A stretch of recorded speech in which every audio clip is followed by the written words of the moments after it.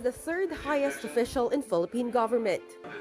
It's been more than a year since Senate President Tito Sotto assumed this post.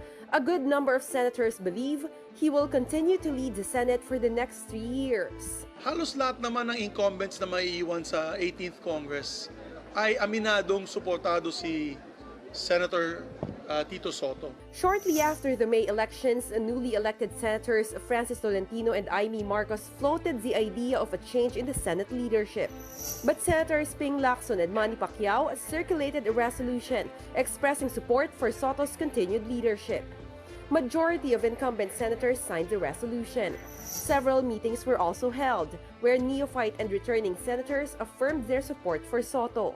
Sealed na yon, unless a major debacle will be set Senate President Sotto. Pero as of now, as we speak, siya talaga yon. Unifying yung kanyang ano. Even yung minority, if you ask them, they would prefer him to be the Senate President. 9 of the 12 senatorial bets that presidential daughter Sara Duterte endorsed won in the 2019 election. President Duterte personally endorsed 4 of them. Now the question arises, with more administration allies in the Senate, can the upper chamber maintain its independence?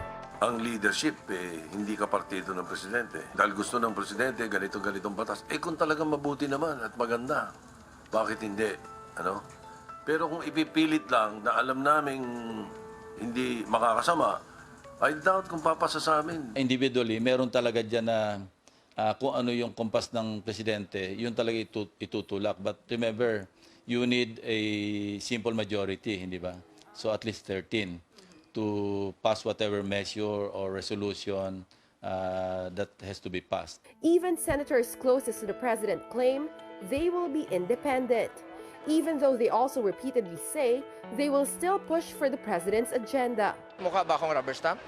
Senador po ako. So, wala pong rubber stamp dito sa Senado. At ako, susuportahan ko po si Pangulong Duterte sa lahat ng kanyang mga legislative agenda. Sotto admits there were times during the 17th Congress when the executive tried to lobby for the passage of certain measures. But in the end, he says senators still voted based on their own principles and agenda.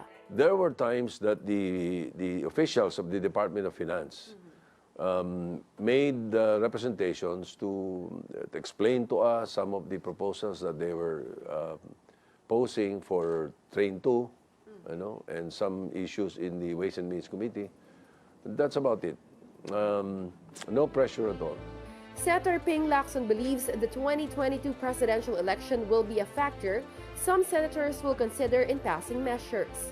Lacson explains, as the election draws near, some senators are more inclined to push for measures favorable to the people and to their own interests. Joyce Ila, CNN Philippines.